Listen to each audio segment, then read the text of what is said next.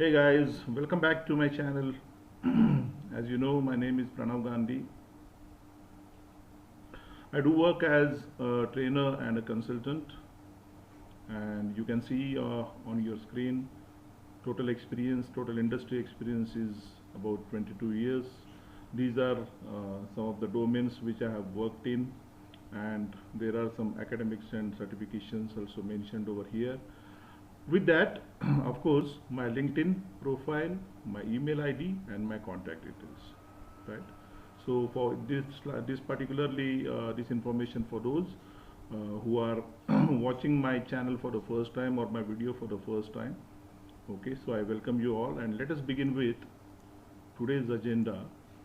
So basically, what we are doing is we are discussing data science, and within that data science curriculum, the first module, which is basic statistics, which is what we are discussing, and this is going to be the 11th episode within that particular module, that is basic statistics, right? And we will continue from our previous discussion. So these are the topics which we have already covered in entirety, but from basic statistics you can see where the episode number 1, 2, 3, 4, 5, 6, 7, 8, 9, 10 mentioned, these are from basic statistics topics. And prior to that, there are some introductory sessions like introduction of myself, then introduction to data science with Python and R curriculum, then what it is exactly when it comes to data science and machine learning, how to download R Studio, and how to download Anaconda and Spider for Python. So these 5 videos which we have created, these were one can say the fundamentals or elementary or introductory sessions, and after that we have entered into our curriculum agenda, and from that from the first module basic statistics, we are now into our 11th episode. So today we are going to see one more plot which is called as quantile plot.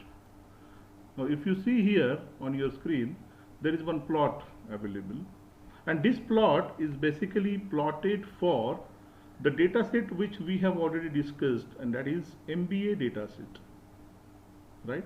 So the data set name is MBA. I'm going to show you this data set in R tool, and there are 773 observations.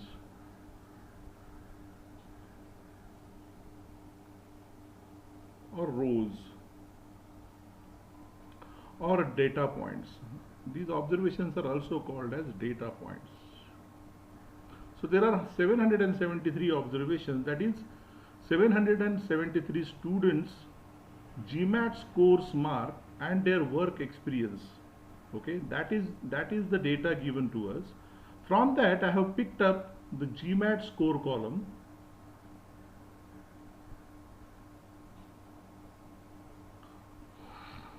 and I wanted to check whether the GMAT score is normally distributed or not. So we have already learned what is normal distribution, what is standard normal distribution, etc.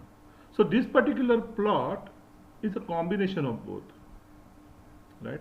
One is my raw data, that is my sample quantiles, which is we have plotted on y-axis, and one is theoretical quantiles, which are nothing but the standard normal distribution. So what we have seen, the scores in the Z table, okay? So those Z scores, those standard normal values have been taken, and now this particular plot we plot normally to check if my data, whatever raw data I am having, in this case here it is GMAT score. I may have some other columns as well, like someone's salary information will be there, employee salary information will be there, maybe temperature will be there, maybe mileage will be there, right? So any type of continuous data if we have, and if I want to check whether the data available in my data sheet is having or forming a normal distribution or not, okay, to check that, this is an one more plot or additional plot, you can say. You can plot histogram and plot a distribution chart to check whether the data is normally distributed or not. Even from histogram itself, we can get an idea about the distribution of the data. Even from box plot, we can get an idea. So this is an additional plot where what we are doing is, as we know that the standard normal values, the standard normal distribution is something which is always have zero mean, okay, and one standard deviation. Zero mean and one standard deviation.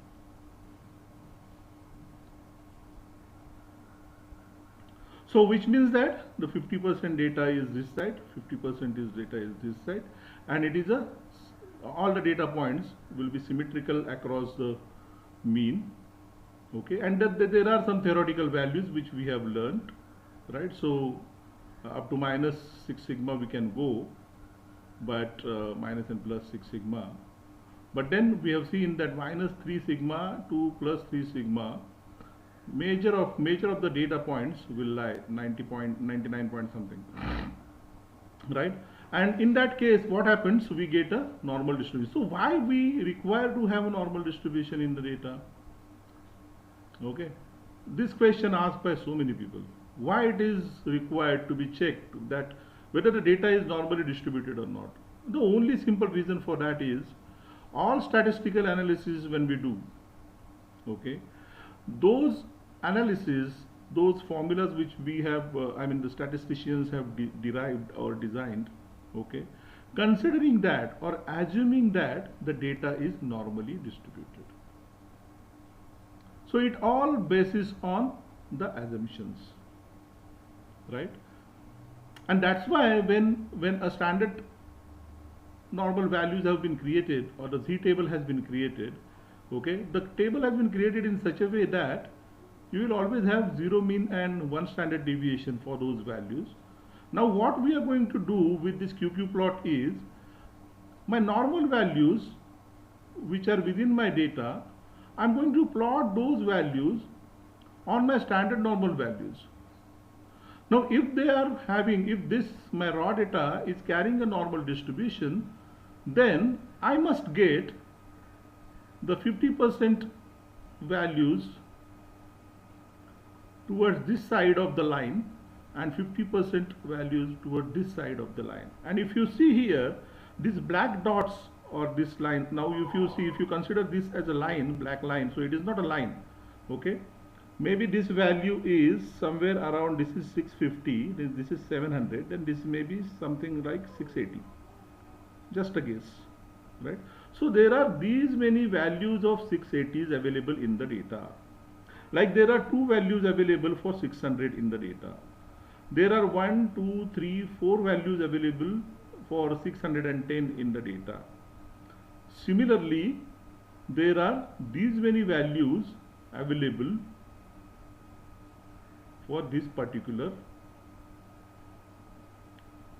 score, right? And that is why it appears to be like a dark black line. But if you can observe over here, these are number of observations, and each observation is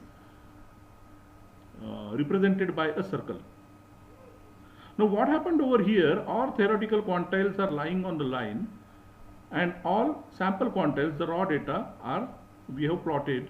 So the objective of this plot is to check whether my sample quantiles are lying on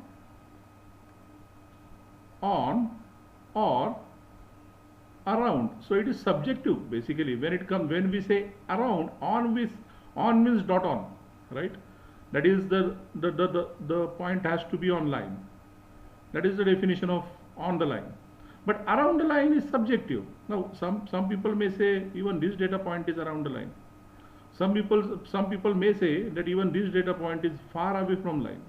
So it is all subjective. But after watching lot of plots and lot of graphs, once you get the experience, you will understand, okay, how to interpret this. Now for this particular plot, if you see this, if you see only these values are far away from the line, and except these values are far away from the line. So out of maybe 773, top 73 observations if you leave aside, then most of the data is on or around the line. And that is why this GMAT score column, okay, we can say that having the values within the GMAT score, we may say that they are having a normally distributed values. Now I will show you the same plot, how to plot it in R, and then I will show you the other columns plotting as well. That is, the other column is the workx column from the same data. So let us see.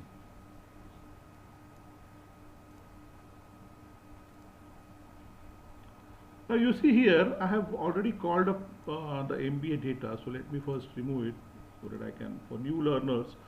So if I want to take a data into the R environment, so this is an R environment. I have already covered some basics of R in one of the video earlier, but I am still going to take a detailed basic R coding session for beginners who absolutely don't have any idea about what is coding, who don't know, who are non-IT background people, who don't know anything XYZ about this R and Python or programming and all, etc.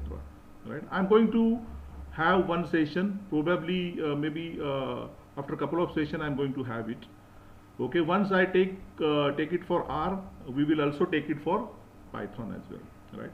So just for now, just to understand the QQ plot, okay, for that purpose, this is how I can bring in the data. Okay, so read.csv is my function. This is the path where my file, MBA file lies. Okay, so or stored in. So I am simply calling this, I am simply executing this by hitting on the run button, and you can see here this is my MBA data. If once I click on that, you will see there are 3 columns in it: data serial number, workx, and GMAT. Right? Serial number is simple serial number, so total number of observation will be the serial number. Work experience is normally the MBA people, the person who go for doing an MBA course, sort of a course or something, he has to apply for this, he has to give this GMAT examination, and most of the guys, they also take some experience after taking their graduation, and then they probably go for doing an MBA sort of a course or masters like that. So that is why work experience is also important over here to do any analysis, right? So these are the scores given, these are the work experiences of all the candidates, 773 participants or students.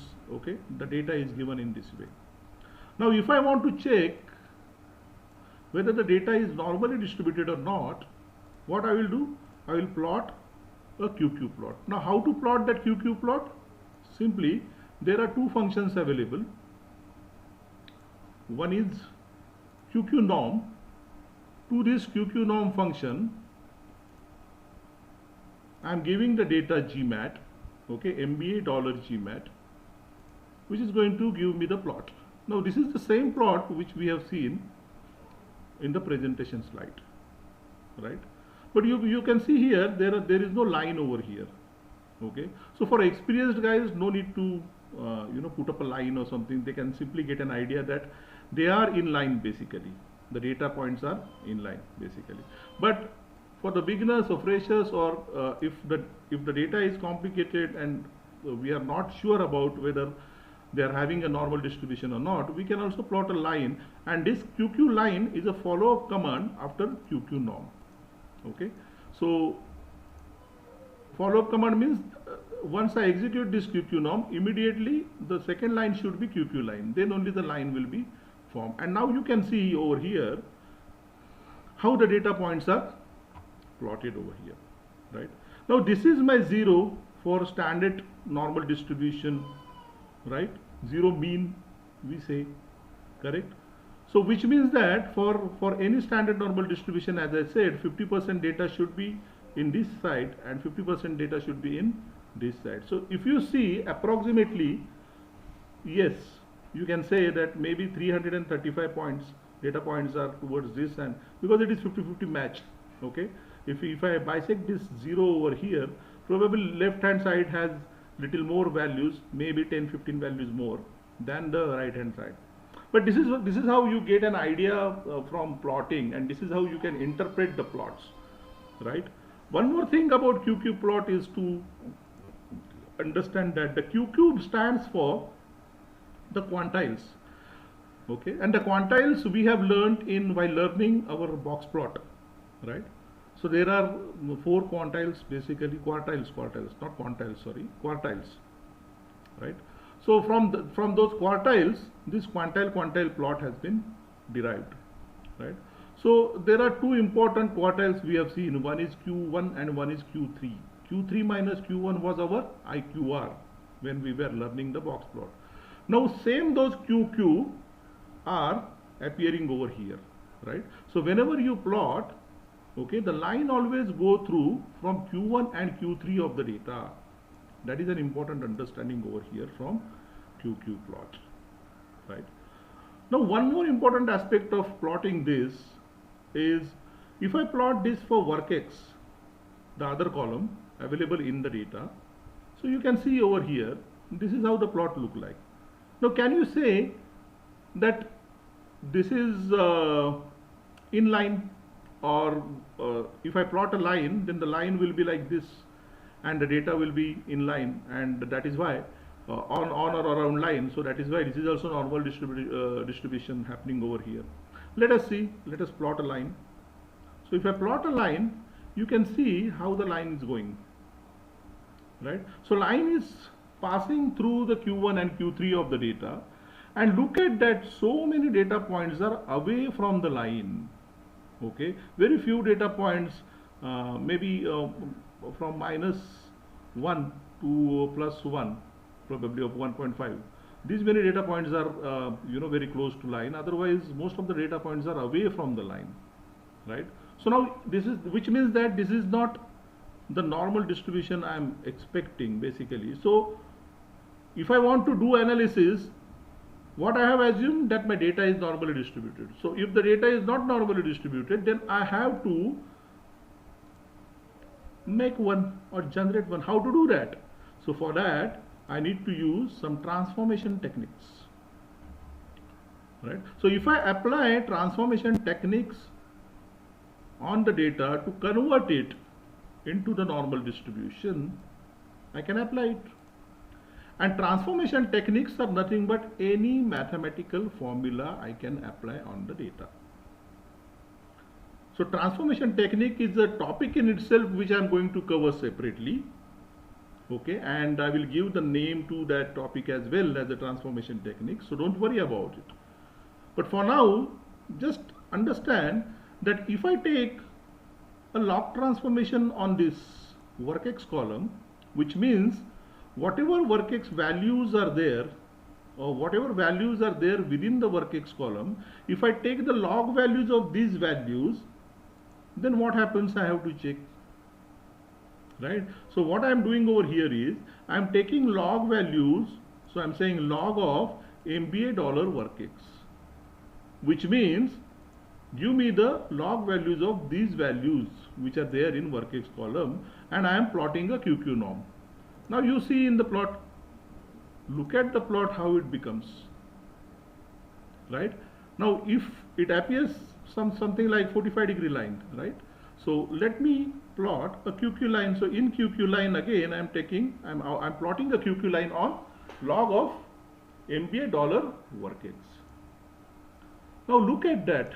Now you will say same work X data is now having a normal distribution. Now if I do any analysis on that, because all my statistical analysis will be based on the assumption of the data is having a normal distribution, now that will make a little more sense. Earlier also I could do, suppose if you there is a possibility that you may get the data which probably you won't be, after a lot of trials, probably you will not able to convert it into a normal distribution or perfect normal distribution. Okay, perfect normal distribution is another thing, because it is very rare to, it is just a theoretical thing. It is very rare to achieve, and practically you will not find it. But close to normal thing, yes, we can try for that. But there is a possibility that after a lot of trials, you may not get closer like this. Okay, in such a scenario, how far whatever close you go, you take that transformation technique to apply on the data, right? And then once your data becomes normally distribution, normally distributed data or close to normal distributed data, then your analysis will make more sense, right? So that's it for this today's session of QQ plot. Okay, I want to conclude the session over here as far as this subject or this topic is concerned. So I will see you in next video with some another interesting topic and all, right? For now, if you have liked this particular discussion, the session, please like the video, and if you are new to my channel and not subscribed the channel yet, then please do subscribe it, hit the bell icon so that you will get the continuous notification whenever I upload any new informative video. And of course, do comment, do give your feedback and suggestions, so that if suppose there are any improvements to be done as far as my communication or the pace of the program, the explanation style, or the depth of the explanation, on any parameter, you can please do comment. You can comment it in YouTube. I do have a Facebook page, okay, even I have a LinkedIn account, right? And even my WhatsApp number is also given on the Facebook page. There is a button created for that, right? So through any of these mediums, you can directly contact with me, right? And all this information is already there in every video, and in every video's description in the bottom I am providing all that links and everything, right? All right then guys, thank you very much for joining today's session. Bye bye, see you, take care.